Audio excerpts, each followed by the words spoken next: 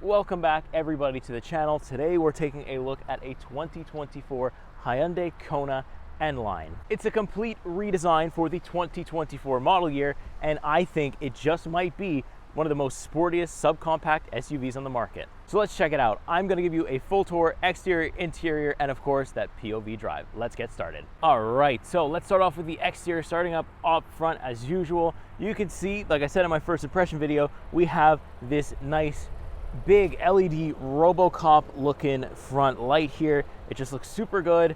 And we also have a Mirage green color. It's one of the most unique colors I've seen on this car, but it does look pretty cool. It almost looks a bit gray in the sun here. You have these big black accents down there at the bottom. This one doesn't have any parking sensors since we do not have the N-Line Ultimate. This is just the N-Line period, but you have those nice main headlights on the side there as well. That's where your turn signals are going to come from as well. And we have a very nice N-Line badging right down over here. Overall, I just really like this front end. It's so sporty, so in your face, very aggressive. It looks like it should have a bigger engine than it does, but it doesn't, so there you go. So talking about different engine sizes, let's actually talk about the engine powering this 2024 year's version of the Kona N-Line. So we have two different engine specs that you can go with. We have the base engine that's gonna get you 2 liters, 147 horsepower, 132 pound-feet of torque. Now, that's not the one we have in this trim that I've got this week. The actual trim that I have this week is the upgraded engine that's giving you a 1.6 liter turbocharged engine that gives you 190 horsepower, 195 pound-feet of torque. So it is not the Kona N that we want. It's not the Kona N engine that we want that does over 300 horsepower and is absolutely crazy and well-tuned, but it does have a little bit of an upgrade. They have confirmed, Hyundai, that they are not doing an N this year. I don't like it either. So yeah, it's not the 300 horsepower Kona N that we were all hoping to get again this year, because Hyundai has confirmed that it is not coming, unfortunately, to focus on other parts of their vehicle lineup. But at least we do get a little bit of a peppy engine in the upgraded version. All right, let's move quickly onto the side where you get a really good shot of those nice rims. Hyundai is such a good rim designer, in my opinion, and when it comes to the N, you just can't go wrong. Just above that, you can see we have the N-Line badging. You got some black mirror caps there with the LED turn signals, very nice. You have like this sensor, one-touch lock and unlock button. I don't know how that's going to be in the winter. I haven't been able to test it. And then we move quickly over to the back where you have this nice rear wing. I think this rear wing is fantastic. It adds to the sportiness. It's a little split where you have a brake light right up here, but again, it just keeps going. It's a nice black. It's like a nice gloss black too, but you're not gonna touch it so much, so that's okay. And then I'm gonna film a little bit in the dark here, a little bit out of the sun, so you can actually see again, this light bar that goes right across. It's just a fantastic redesign. Got a big rear diffuser right there, the H-Track symbol because this is the all-wheel drive version, and you also have twin tip exhaust. It's not a bad thing to have, and that's what the thing is. The problem is there's no N, but this looks like it does have 300 horsepower. It looks like it can absolutely bite a track in half with absolutely no problem, but unfortunately we are gonna miss that true Kona N this year. But I'll take this redesign for what it is because it does look fantastic in this N-Line trim. Now, let's take a look at the trunk space. As well, as you can see, we have the Kona lettering right there. Trunk space, not too bad. I got my tripod in here. It is bigger. We have a bigger wheel base this year, so we have a little bit more trunk space. You can fold down those rear seats and have a whole bunch more room, but let's take a look at the interior. All right, so up front first, we have the rear of the 2024. Well, fucking loud muffler. All right, so as usual, up first, we're taking a look at the rear 2024 Hyundai Kona. Lots of black, not really any type of color separation, but the good news is we do have some red and black stitching, as well as this nice material here on the seats. But let's hop in and see how we fit.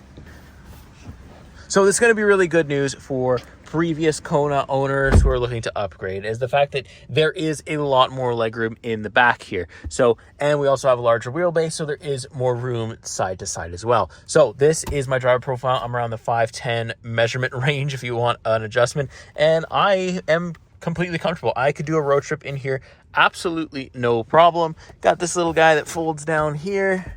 No problem there. And then we also have a nice little view of the big sunroof there. And then we have 2 USB-C ports, no vents back here, no HVAC control, but it is small enough that you should get your air. But yeah, I really, really like the improvement. I drove the 2023 Hyundai Kona N, which was, insane, but did not have the rear space. And I believe I mentioned that it would not be a comfortable ride. This, on the other hand, would be extremely comfortable to ride in back here. I'm extremely comfortable. Obviously, there's not a lot to look at in terms of design because it's just a rear back seat with a lot of space, but that also helps you on the cost end, and that is maybe what you're looking for when it comes to a Kona. So really good rear end. Let's take a look up front because, oh yes, it is redesigned too. All right, let's hop into the driver's seat. Now, if you thought the exterior would turn heads, if only people could see the interior, because that has also been redesigned. Again, not a lot of crazy colors here for the door, but we do have the nice N badge since this is the N-Line, and I like this red stripe going down the middle here. Again, we got this super nice material for the seats, so that's excellent as well. Then we hop in, close the door, and you're greeted by this brand new steering wheel. It's not a perfect circle. It's kind of got these little edges that stick out, and I think that's for ergonomic purposes so that I can still reach the wheel and have my hand on the armrest, which is very excellent. Then we have this Morse code thing here that stands at the 4 dots that spell the H, which is really cool. And we have a little EV feature that is for your drive selector. So you have your normal drive, neutral, and reverse, and of course the park button, you click that in. That is straight off the Ioniq 5 Hyundai Ioniq 6 as well. Very nice. Left hand side traction control off, hill descent climb, and the illumination controls. And then we have this really, really refined little digital gauge cluster that I believe comes standard across the board. I do not have the N-Line Ultimate, so I'm missing things like the camera and the turn signal. I'm missing heated seats. No, not heated seats. I am missing ventilated seats. I'm missing the power adjustable seat for the driver. It's manual. I'm missing the 360-degree camera stuff. We don't have that either in just the normal N-Line, but do you need it? We're gonna see. In this digital gauge cluster, it's very simple, but I love the smoothness. So watch, I'm gonna turn to sport mode. Look how fast that is. Snow mode, fast. It's such a simple animation, and that's what allows it to be so fast. And you get your very basic information here. You're not really hoping for much. You can see where your drive comes from, current trip, stuff like that. Really, really not much. You can change the theme to kind of a more basic analog kind of look, but I do prefer this one. And then almost seamless, we have this nice infotainment display that, again, this is a newer software for the Kona that's coming to the Kona, and it is such a welcome change because it wasn't bad before, but they just made it 10 times better in my opinion. Think Ioniq 5s, think Ioniq 6. It's very similar to that, very smooth. You have a bunch of setup options. You can set up your vehicle, stuff like that. Obviously, we have wired CarPlay, wired Android Auto, as well as wireless for both, which is excellent. So you can connect your phone to this big screen here. It's excellent. It's just, I have nothing bad to say about it. I absolutely love it. They're absolutely going in the right directions with this software platform, and I can't wait to see where it goes next. It's really nice. We move on down a little bit. We have a whole bunch of physical buttons because Hyundai listens to their customers, and they put physical buttons literally everywhere. This is very easy to understand. Dual zone automatic climate control, very good stuff there. Then down here we have a bunch of USB-Cs. You can either have it just charge and connect, and then the passenger will also get one, which is great. We have a new key fob this year, which is really awesome. It's the Hyundai logo, really cool. Saw that in the Ioniq 6 too. We like that. It's not bad. Then we come down here where you can actually lock the rear differential, which is very nice for some snow. And then you have 3 levels of heated seats, 2 levels of heated steering, which is awesome. You press this little park button, and usually, you'd have an overhead view if you have the ultimate version, but we can only have the backup camera. But the backup camera is really good quality, so thank you for Hyundai for doing that. It's excellent. Press it one more time, it goes off. And then, we have these 2 push buttons here for the cup holders. Not too bad. I like that, but I feel like if I leave stuff in this space, it'll just fly around when I'm driving, so I usually try not to. A little bit of storage here too, a little bit, and it's kind of like a transparent pass-through almost. It's very cool. And we were talking about the seats. A little bit of lip storage here.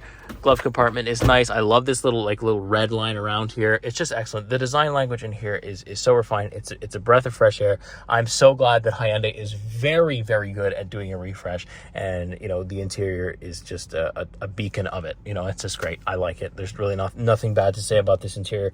It's solid. It's usable. You are missing features if you don't go with the ultimate package, but what you get, I do feel is enough. And with that being said, I'll stop rambling about the interior. Let's just take this on the road. Let me show you how it is to drive. All right, here we go. Inside the driver's seat once again for the 2024 Hyundai Kona. You would have seen my video if you watched it, my first impressions, when Hyundai was nice enough to actually invite me out to test this car out when it launched earlier, a couple months ago, earlier this year actually. So you would have got my first impressions, but now I've been able to actually spend a week with it, which is kind of, not, I wouldn't say changed things, but more refined my ideas. So I get to tell you all about that. And, you know, and now I get to give you the POV shot that I promised to do last time that I said I would do it. I would have the car, bang, now I have the car, and I can really give you the good stuff here. So we do have some drive modes. We do have a normal mode, a snow mode, and a sport mode, which I can change into with this little circular button down here, and I can also lock my rear suspension, which is really cool. It's going to help because this does have four-wheel drive. It's going to help things in the winter for sure, but look how fast that gauge cluster is when I want to switch over into sport mode. Really good, really fun testing this car out on the roads of Quebec too, at least not these roads of Quebec, the other ones, because the launch is actually in Quebec, cool enough. So yeah, I can pump my brakes just a little bit here and give it the beams. A little bit of lag. Oh, but we take off. Oh, but we take off. That's not too bad. So this is a genuine, I believe it's a 7-speed or 8-speed automatic transmission. No IVT, no CVT here. So obviously the shifting is very nice and clean because it is a genuine automatic. So that's great. The engine noise isn't that good. I mean, you're not really in the market for that, but since this is the N-Line of things, you would hope to hear a little bit, and I think you do. I think you get a little bit more. Now, my other experience with the Kona has been the 2023 Kona N that they had last year, and obviously this is not the same thing.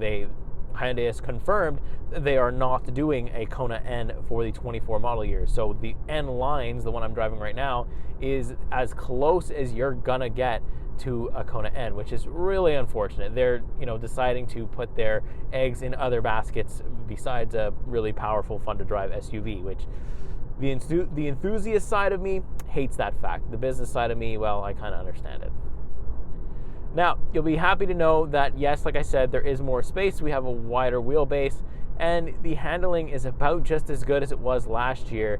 I didn't get to test drive the normal four-wheel drive Kona, but it is about as good. A little bit more body roll, again, because it's really hard to control that when you do widen the wheelbase a little bit, but you're trading that off for space, not speed or anything like that, or really handling. It's not necessarily a track SUV, but honestly, I really could care less because it's not really what it's going for anymore. It's going for that subcompact, and it's just staying compact enough to stay in that subcompact market. But I love the feel of the steering wheel. The shape is really nice too. It's very ergonomic, where I can kind of rest my hands here like this, and I can, you know, have things, and you got that nice little N badge right here that I really like. I really like the nice little touches in here. It's refreshing, right? It's a refreshing refresh. That's such a good way to put it. Everything is so fast, so easy to use. I do have the all-wheel drive system, so I think in Quebec you're gonna have no problem, especially, like, you know, if you're anywhere that has heavy winters, I would say option the all-wheel drive out. It is an optional feature that you can get. You don't need to. You can have a front-wheel drive version, but I would just option the all-wheel drive if I had the budget. Maybe you're gonna lose a little bit of mileage, like, or fuel consumption there, because obviously all-wheel drive takes a little bit more to power, but you're a little bit safer when it comes to winter, and you just have that peace of mind. And I really do think, like, you know, the ride height and everything, and the way this thing handles and steers, if you get the all-wheel drive, no problem for winter. If you want the front-wheel drive, I'd really suggest, if you have light winters or none at all, you'll be fine with the front-wheel drive. Don't spend extra money for nothing. But if you live in places with heavy snow, please get yourself the all-wheel drive.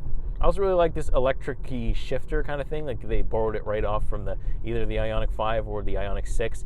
It's very nice, very clean, frees up a whole bunch of space in our center console, which is nice. And yeah, overall, like, the design here is just so clean and so good that it's so hard to find negative things to say about it. I just have such a great time driving this car. Like, and not to mention, because it is so new, because really nobody has their hands on it, at least around my area. It turns heads, it breaks necks. Even I have this, like, strange green color this week. You know, any color of this would turn heads, but the green especially, because it's a unique color, right? Not everybody has it. But yeah, people at the gas station have been asking me what it is. People at work in the parking lot have been asking me what it is. Everybody wants to know what it is, where it came from, and they don't always realize what it is at first glance. You know, takes them a while to see the Hyundai logo, and then you look inside and you can't even really tell it's a Hyundai, which is awesome. So at the beginning of the video, I talked a little bit about, you know, the differences between just the N-Line and the N-Line Ultimate. Of course, you know, a couple months ago, I got to test both trims, and then I got to spend a week, which is the car you're seeing right now, with just the N-Line. And the question is, do you need the other one? Do you need the higher trim? And it really depends on what you want. I think their price point is good for either one. But obviously, if you can't afford, you know, the higher price point, and you don't think it's worth it, you don't need it. I've been able to live without it without missing it too much. Like, there's not a lot that I really miss. The thing that I think I miss the most is probably the Bose sound system when you're driving around, because this is a really good, like, appliance car again, you know, really subcompact. So you really want a good sound system when you're just kind of cruising around. You need that. And I feel like the sound system in here that you get just off the baseline is all right, but it's also not perfect. The Bose kind of adds a little bit more to it, a little bit more of a sound, a little bit more of a kick, which is what I'm looking for when I'm driving. But in terms of like road trips and all that stuff, even if you have the baseline model, you have this lane centering. It's basically like a lane keep. You put this on, I don't recommend doing this, but you can kind of take your hands off the wheel and it will kind of turn the car for you, but it will give you crap for not keeping your hands on the steering wheel. And it kind of doesn't always see the line. So it's definitely not an autopilot, but it's going to be so useful when you're on road trips with this thing. Like, to have it just keep the lane like that will be so much fun to use. So overall, I think they have nailed it on the exterior, nailed it on the interior. The driving isn't as fun as maybe it once was with the Kona N, the true Kona N. I will forever miss that car. And, you know, if you can pick it up on the used market, I would recommend doing that, especially if you don't mind like a rougher ride, because they have definitely improved the suspension this year. You know, the Kona last year, at least the N that I drove, you know, I had to have my spine readjusted. It was a brutal, but this is just a nice, comfy ride, and you got the all-wheel drive. So that's really improved. But in terms of if you're looking for something that's really fun to drive, I would still recommend the Kona N. But the N-Line is something that looks really sporty, looks futuristic. Hopefully it's future-proof. Hopefully things don't evolve and it's like, you know, crazy outdated, you know, in a couple of years. But I don't think so. Hyundai's usually pretty good at predicting the market like that. You know, they've done it with almost all their cars so far. So I feel like it'll age well. It looks really nice. You got the sporty inside, you got the sporty outside. They just nailed it. They really did. It's a really solid subcompact car as an option, and you get the sportiness if you go with the N-Line. And even if you don't, you still get the cool RoboCop stuff.